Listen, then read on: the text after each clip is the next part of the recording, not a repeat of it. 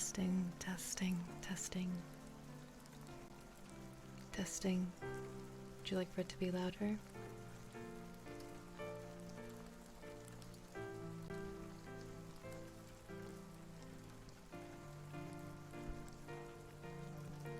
Okay. Thank you guys very much for helping me tune this. Are you guys ready for Ben Drowned? This is your last chance to double check. I'm not even fully in the ear.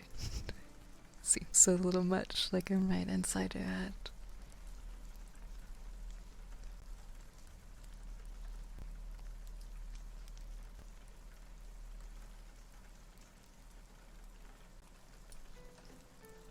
Alright, I lowered the music. Doing one more check on music.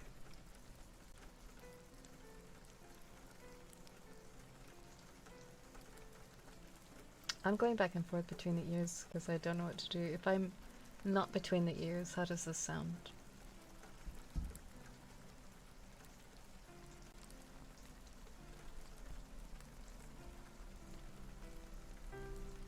Okay.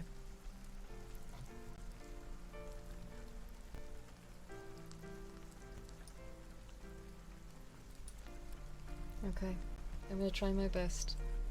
I'm gonna start reading and I'm gonna try going from left to right to center. I'm gonna try different and various things. Okay, someone says it's a little muffled. Are you sure it's muffled? I'm gonna try something else.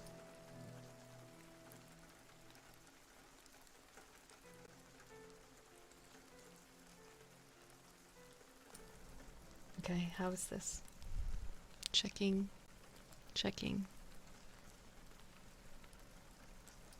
Okay.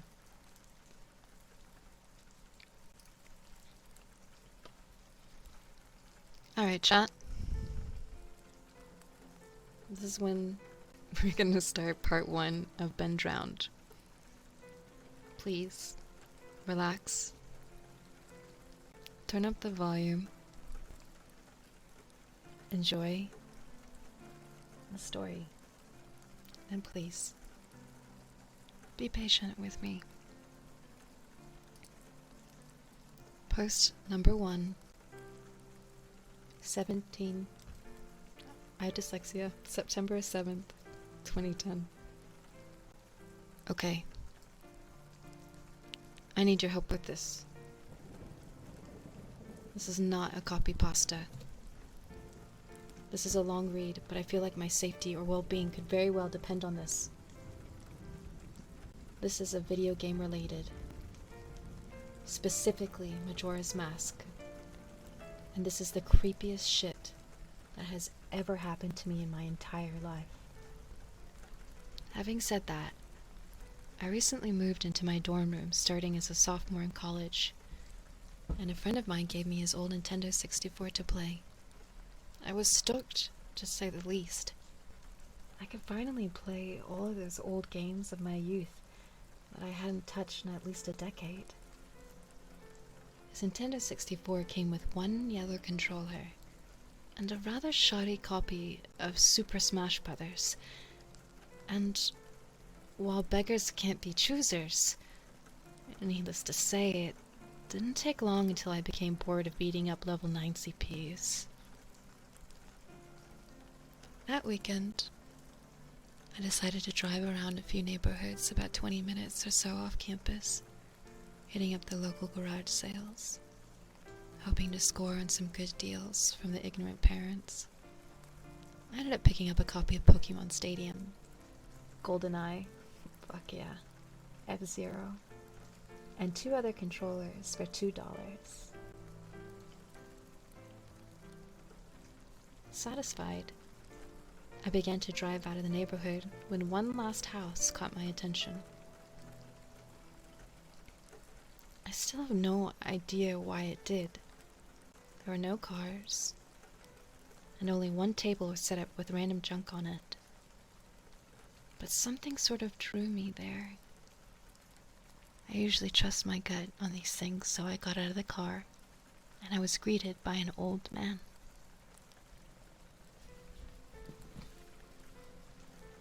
His outward appearance was, for lack of a better word, displeasing. It was odd. If you asked me to tell you why I thought he was displeasing, I couldn't really pinpoint anything. It was just something about him that put me on edge. I can't explain it. All I can tell you is that if it wasn't in the middle of the afternoon and there were other people within shouting distance, I wouldn't have even thought of approaching this man.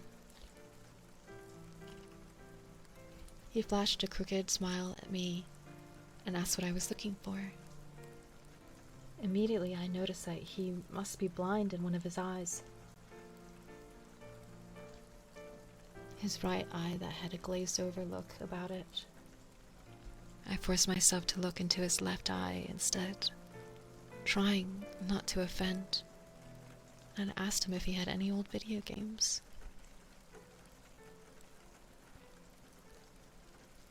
I was already wondering how I could politely excuse myself from the situation, and he would tell me he had no idea what a video game was, but to my surprise, he said he had a few ones in an old box. He assured me he'd be back in a jiffy, and turned to head back into the garage.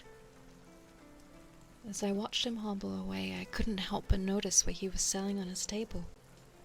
Littered across his table were rather peculiar things. Various artworks that looked like ink blots that a psychiatrist might show you. Curious, I looked through them. It was obvious why no one was visiting this guy's garage sale. These weren't exactly aesthetically pleasing. As I came to the last one, for some reason it looked almost like Majora's mask. The same heart-shaped body with little spikes protruding outward. Initially, I just thought that since I was secretly hoping to find that game at these garage sales, some pretty bullshit was projecting itself to the ink blots, but given the events that happened afterward, I'm not so sure now. I should have asked the man about it. I wish I would have asked the man about it. After staring at the Majora-shaped blot, I looked up, and the old man was suddenly there again, arm's length in front of me, smiling at me. I'll admit I jumped out of reflex and I laughed nervously as he handed me a Nintendo 64 cartridge. It was just a standard gray color, except that someone had written Majora on the back in permanent marker. I got butterflies in my stomach as I realized what a coincidence this was and asked him how much he wanted for it.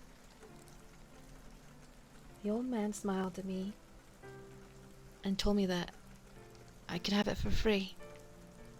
That it used to belong to a kid who was about my age that didn't live here anymore. There was something weird about how the man phrased that, but I didn't really pay attention to then. I was too caught up in not only finding this game, but getting it for free.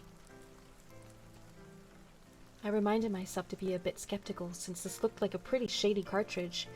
There's no guarantee it would work, but then the optimist inside me interjected that maybe it was some kind of beta version or pirated version of the game, and that was all that I needed to be back on Cloud 9.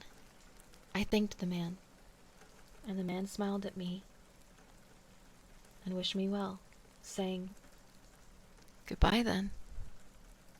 At least, that's what it sounded like to me. All the way in the car ride home, I had a nagging doubt that the man had said something else. My fears were confirmed when I booted up the game. To my surprise, it worked just fine. And there was one save file named "Goodbye, Ben." He was saying goodbye, Ben. I felt bad for the man, obviously a grandparent and obviously going senile. And I for some reason or another, it reminded him of his grandson, Ben. Out of curiosity, I looked at the save file, eyeballing it. I could tell that he was pretty far in the game. He had almost all the masks and 3/4 the reigns of the bosses. I noticed that he had an owl statue to save his game. He was only on day 3 and by the stone tower temple, with hardly an hour left before the moon would crash. I remember thinking that it was a shame that he had come so close to beating the game, but he never finished it. I made a new file named Link, out of tradition, and started the game, ready to relive my childhood. For such a shady-looking game cartridge, I was impressed at how smoothly it ran. Literally just like a retail copy of the game, save for a few minor hiccups here and there, like textures being where they shouldn't be, random flashes of cutscenes at odd intervals, but nothing too bad. However, the only thing that was a little unnerving was that at times, the NPCs would call me Link, and at other times, they would call me Ben. I had intended to preserve the file just out of respect to the game's original owner. It's not like I needed 2 files anyway, hoping that would solve the problem. It did and it didn't. The NPCs wouldn't call me anything. Where my name should be in the dialogue, there was just a blank space. My save file was still called Link though. Frustrated, and with homework to do, I put the game down for a day. I started playing the game again last night, getting the lens of truth and working my way towards completing the Snowhead Temple.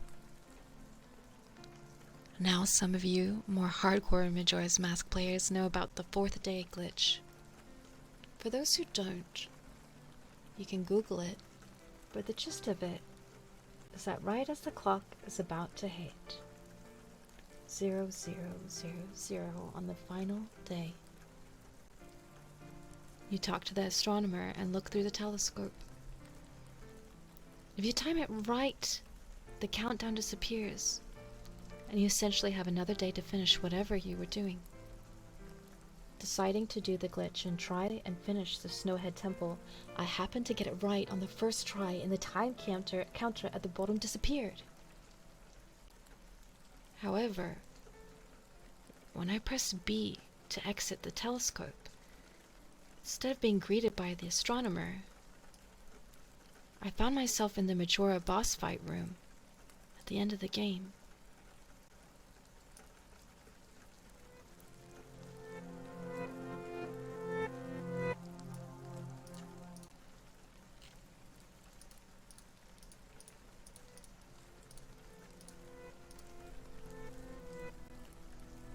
The trippy boxed-in arena, staring at Skull Kid hovering above me. There was no sound, just him, floating in the air above me, and the background music, which was regular for the area, but still creepy. Immediately my palms began to sweat. This was definitely not normal. Skull Kid never appeared here. I tried moving around the area, and no matter where I went, Skull Kid would always be facing me, looking at me, not saying anything. Nothing would happen, though. This kept up for around 60 seconds.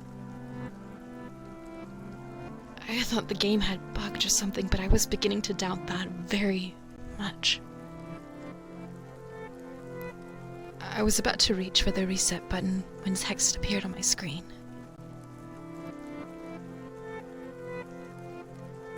You're not sure why, but you apparently had a reservation.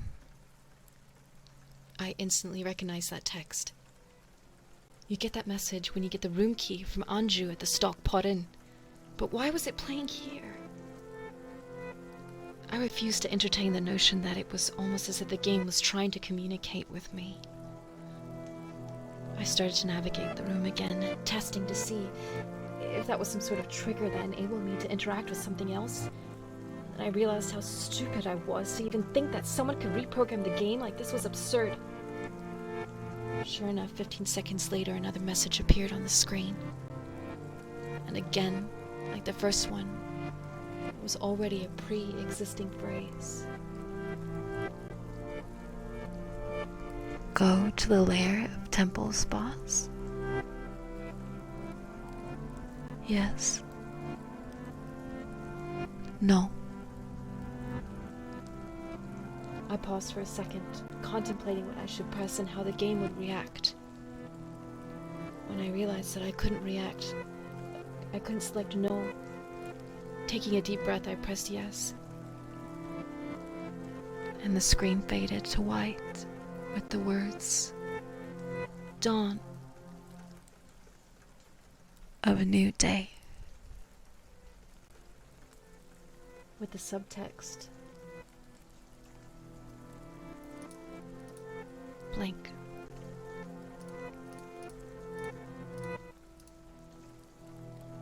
Where I was ported to filled me with the most intense sense of dread and impending fear I had ever expected.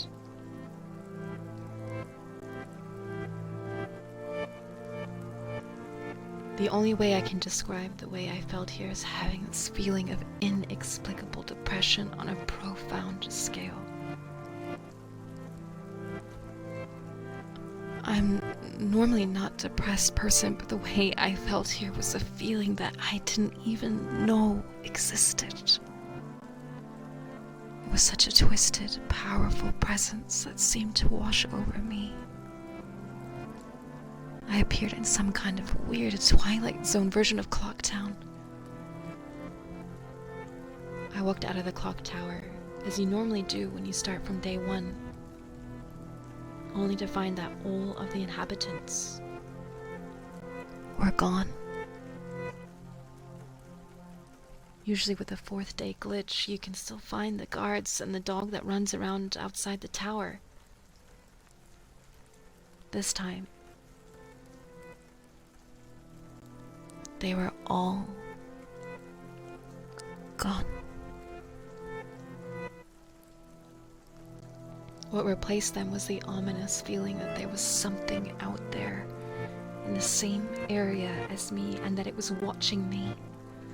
I had 4 hearts to my name and the hero's bow, but at this point, I wasn't even considered for my avatar. I felt that I personally was in some kind of danger. Perhaps the most chilling thing was the music. It was the song of healing. But it would get louder and louder and louder. Ripped straight from the game itself, but played in reverse.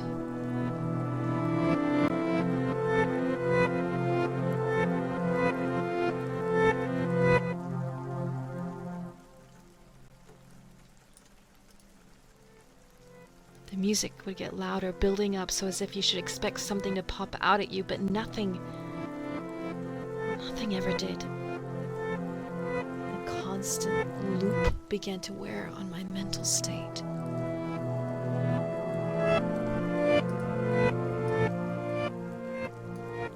Every now and then I would hear the faint laugh of the happy mask salesman in the background. Just quiet enough so that I wasn't sure if I was just hearing things, but just loud enough to keep me determined to find him. I looked in all 4 zones of Clocktown only to find nothing and no one.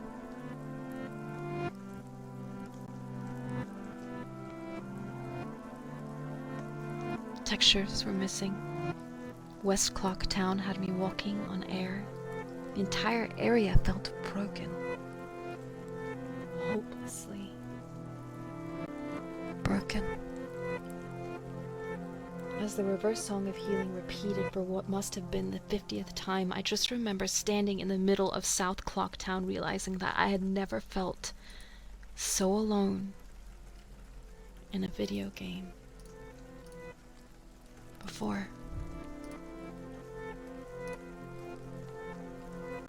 As I walked through the ghost town, I don't know whether it was the combination of the out-of-place textures or the atmosphere and the haunting melody of the once peaceful and soothing song being butchered and distorted, but it was literally on the verge of tears. And I had no idea why. I hardly ever cry.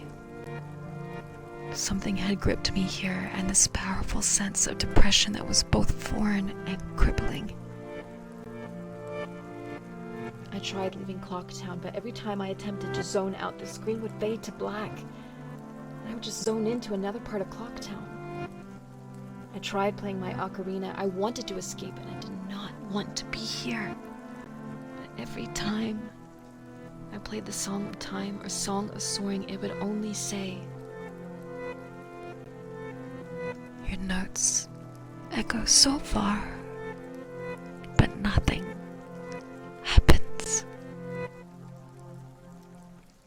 By this point, it was obvious the game didn't want me to leave, but I had no idea why it was keeping me here. I didn't want to go inside the buildings. I felt that I would be too vulnerable there to whatever I was terrified of. I don't know why. But I came up with the idea that maybe if I drowned myself at the laundry pool, I could spawn somewhere else and leave this place.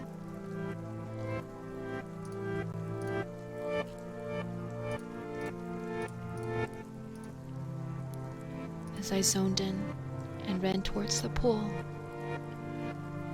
that's when it happened.